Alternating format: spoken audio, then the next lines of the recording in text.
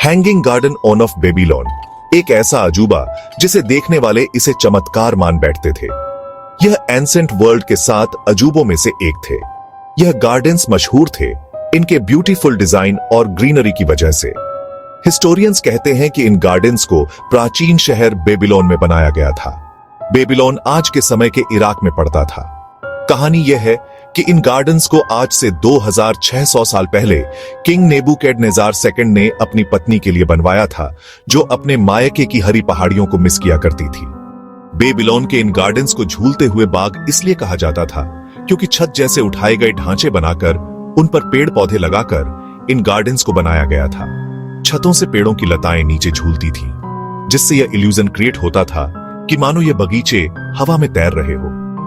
देखने वालों को ऐसा लगता था कि मानो स्वर्ग जमीन पर उतर आया हो। ऐसा स्पेक्युलेटिव नहीं मिल पाया है जिससे कि इन गार्डन्स की एक्सिस्टेंस को साबित किया जा सके। और कुछ तो ऐसे भी थे जिन्होंने बाकायदा बेबीलोन जाकर इन्हें देखा था। नंबर 2 कहा जाता है कि प्राचीन दुनिया में अटलांटिस नाम का एक बड़ा शहर था। यह एक द्वीप पर बसा हुआ था। इस शहर का जिक्र सबसे पहले 2400 साल पहले प्राचीन ग्रीक दार्शनिक प्लेटो की राइटिंग्स में मिलता है। प्लेटो ने बताया था कि अटलांटिस एक काफी समृद्ध सभ्यता थी। यह एक बेहद समृद्ध और शक्तिशाली साम्राज्य था जिसने दूसरे राज्यों को भी जीत रखा था। प्लेटो ने लिखा है कि अटलांटिस एक तरह की यूटोपिया सोसाइटी थी जिसके पास महान धन, उन्नत तकनीक और एक मजबूत सेना थी।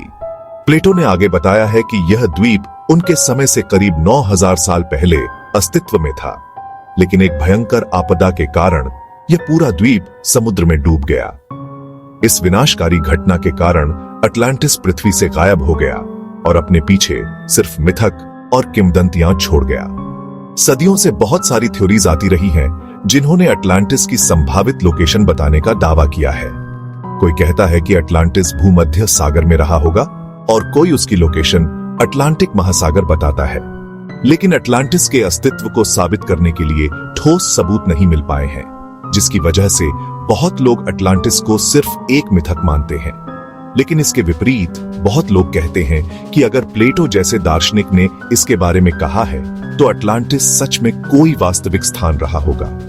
सच चाहे कुछ भी हो, पर आज भी अटलांटिस एक गायब हो चुकी सभ्यता की एक दिलचस्प कहानी बना हुआ है और आज भी लोग इस रहस्य में काफी रुचि लेते हैं। जोडियाक किलर एक सीरियल किलर था जिसने 1960 और 70 के दशक में कैलिफोर्निया में दहशत पैदा कर दी थी। उसने दावा किया था कि उसने 37 लोगों की हत्या की है, लेकिन उनमें से केवल 5 ही को कंफर्म किया जा सका। जोडियाक किलर न्यूज मीडिया को ताने भरे पत्र भेजता था। इन पत्रों में क्रिप्टिक कोड्स, मैसेजेस और साइफर्स होते थे, जिनमें से ज्यादातर को कभी सॉल्व नहीं किया जा सका। इन पत्रों में वह पुलिस का मजाक उड़ाते हुए क्राइम्स की जिम्मेदारी लेता था और अपना नाम जोडियाक लिखता था। अपने सिग्नेचर के लिए वह एक सिंबल का इस्तेमाल करता था जिसमें क्रॉस के साथ एक सर्कल बना होता था। उसने कैलिफोर्निया के लोगों के बीच डर का माहौल पैदा कर दिया था। बहुत सारी इन्वेस्टिगेशंस के बावजूद जोडियाक किलर को पकड़ा नहीं जा सका। यह केस आज भी अनसोल्वड है और किलर की असली पहचान और हत्याओं के पीछे का उसका मकसद आज भी अनजान है। आज भी यह केस अमेरिका के सबसे कुख्यात अनसुलझे रहस्यों में से एक है।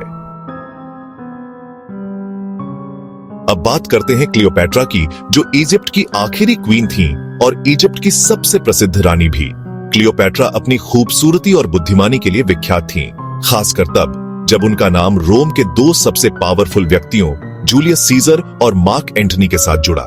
30 बीसी में रोमन मिलिट्री लीडर ऑक्टेवियन की फोर्सेस ने मार्क एंटनी को हरा दिया और इजिप्ट पर कब्जा कर लिया। इसके बाद क्लियोपैट्रा ने एक सांप के काटने से आत्महत्या कर ली। उसने एक इजिप्शियन कोबरा को खुद को काटने दिया, जिसके कारण उसकी मृत्यु हो गई। इतिहासकार कहते हैं कि क्लियोपैट्रा और मार्क एंटनी दोनों को एक बेहद शानदार कब्र में दफनाया गया था, जिसमें उनके साथ उनकी आफ्टर लाइफ के लिए बेशकीमती खजाना भी दफनाया गया था। तो क्लियोपैट्रा की कब्र को खोज लेना किस्से कहानियों में सुने जाने वाले खजाने को ढूंढ लेने जैसा होगा। आर्कियोलॉजिस्ट्स ने सदियों से क्लियोपैट्रा की कब्र को तलाशने की हजारों कोशिशें की हैं, लेकिन वे नाकाम रहे हैं। कुछ कहते हैं कि क्लियोपैट्रा को इसलिए भी सीक्रेट दफनाया गया था ताकि उसकी बॉडी को दुश्मनों के द्वारा खराब करने से बचाया जा सके। 2000 साल बीत जाने के बाद आज भी क्लियोपैट्रा की कब्र एक अनसुलझी मिस्ट्री बनी हुई है और आज भी इतिहासकार और आर्कियोलॉजिस्ट्स उसकी कब्र को तलाशने में उत्सुक हैं।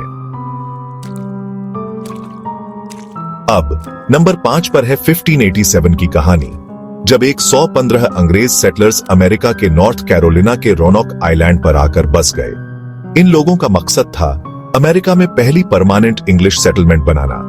रोनोक आइलैंड पर जो यह कॉलोनी बसाई गई थी, इसके लीडर जॉन वाइट नाम के एक शख्स थे। जॉन वाइट कॉलोनी में सप्लाईज वापस लाने के लिए इंग्लैंड गए और उन्होंने 3 महीने के अंदर रोनोक आइलैंड वापस आने का तय कर रखा था। लेकिन उस दौरान इंग्लैंड स्पेनिश इन्वेजन के संकट में था, सो जॉन वाइट का आइलैंड पर आना डिले होता गया और वाइट 3 साल बाद 1590 में सप्लाई शिप के साथ आइलैंड पर वापस आए। जब वह आइलैंड पर पहुंचे तो उन्होंने देखा कि पूरी कॉलोनी बिना किसी ट्रेस के गायब हो चुकी थी। वहां उनके 115 लोगों में से किसी भी शख्स का नामो निशान नहीं था। एक लौता क्लू जो उन्हें वहां मिला वह था वहां खुदा हुआ एक शब्द क्रोटन और वहां के एक पेड़ पर उकेरे गए 3 लेटर्स CRO। अब उन लोगों के साथ क्या हुआ, इसको लेकर कई थ्योरीज हैं। कुछ लोग मानते हैं कि वहां जो शब्द क्रोटन लिखा था वह नेटिव अमेरिकन ट्राइब को ही रेफर करता था और हो सकता है कि उन इंग्लिश सेटलर्स को नेटिव अमेरिकन ने ना ही लेकर दिया हो। ऐसा भी हो सकता है कि वे लोग नेटिव अमेरिकन ट्राइब में शामिल हो गए हों और शायद किसी और लोकेशन पर जाकर बस गए हों। एक थ्योरी यह कहती है कि उन पर शायद किसी दूसरी ट्राइब ने हमला कर दिया हो और उनको अपने में समाहित कर लिया हो। ऐसा भी अनुमान लगाया जाता है कि उन लोगों ने शायद इंग्लैंड वापस जाने की कोशिश की और वे बीच रास्ते समुद्र में डूब गए। उन 115 इंग्लिश सेटलर्स के साथ आखिर क्या हुआ, यह पिछले 400 साल से एक रहस्य है और लोग आज भी इस एंडेंजर को याद करते हैं। अब बात करते हैं टुंगुस्का घटना की, जो नंबर 6 पर है। 30 जून 1908 को रूस के साइबेरिया में एक अनोखी घटना घटित हुई। साइबेरिया में टुंगुस्का नदी के पास सुबह 7 बजे एक बहुत बड़ा विस्फोट हुआ। धमाका इतना जोरदार था कि धमाके से 50 किलोमीटर दूर तक लोगों के घरों की खिड़कियों के कांच टूट गए थे। इस विस्फोट ने 2000 स्क्वायर किलोमीटर के एरिया में 80 मिलियन पेड़ों को भस्म कर दिया था। इस विस्फोट की वजह से जो शॉक वेव्स उत्पन्न हुई थी, उनको सैकड़ों किलोमीटर दूर तक महसूस किया गया था। वैज्ञानिकों ने अनुमान लगाया था कि यह विस्फोट 15 मेगाटन्स ऑफ TNT के बराबर था। अच्छी बात यह रही कि इतने मैसिव डिस्ट्रक्शन के बावजूद भी कोई भी ह्यूमन कैजुअलिटी को रिपोर्ट नहीं किया गया, क्योंकि जहां यह विस्फोट हुआ था वह एक रिमोट एरिया था। यह विस्फोट किस वजह से हुआ था, यह आज भी एक रहस्य है। वैज्ञानिक इस विस्फोट का सबसे विश्वसनीय कारण उल्का पिंड मानते हैं, लेकिन विस्फोट की जगह पर उल्का पिंड के जमीन पर टकराने से बना कोई गड्ढा वहां नहीं मिला।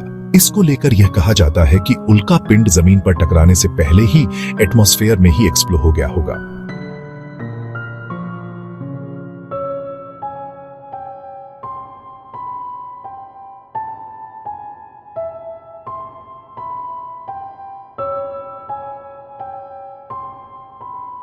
नंबर 7 पर है एंटिकाइथेरा तंत्र। 1901 में ग्रीस के एंटिकाइथेरा द्वीप के पास समुद्री जहाज का मलबा मिला था। उस मलबे से एक प्राचीन ग्रीक उपकरण पाया गया था। इस घड़ी जैसे दिखने वाले उपकरण को अब एंटिकाइथेरा तंत्र कहा जाता है। अनुमान लगाया गया है कि यह उपकरण लगभग 100 BC के आसपास बनाया गया था, यानी यह आज से 2100 साल पुराना है। इस उपकरण को संसार का पहला एनालॉग कंप्यूटर माना जाता है, क्योंकि इसका इस्तेमाल प्राचीन यूनान में खगोलीय घटनाओं और ग्रहणों की भविष्यवाणी करने के लिए किया जाता था। इस उपकरण में कांस्य के बने गियर्स और डायल्स का एक जटिल सेट है, जो सूर्य, चंद्रमा और संभवतः ग्रहों की भी स्थिति दर्शाता है।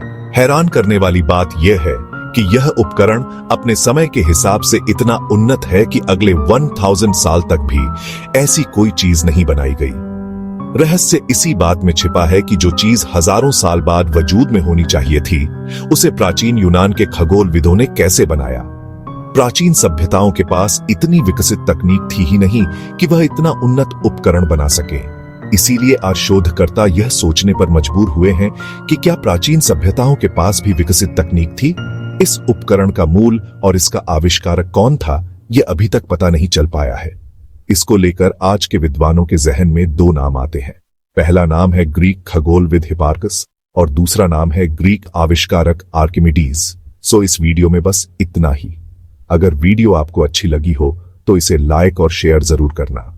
अगर आप इन 7 रहस्यों में से किसी पर भी एक अलग वीडियो देखना चाहते हैं तो कमेंट में बताइएगा, और ऐसी ही और भी वीडियोस देखने के लिए चैनल को सब्सक्राइब करके बेल आइकन को दबा देना। सो मिलते हैं अगली वीडियो में।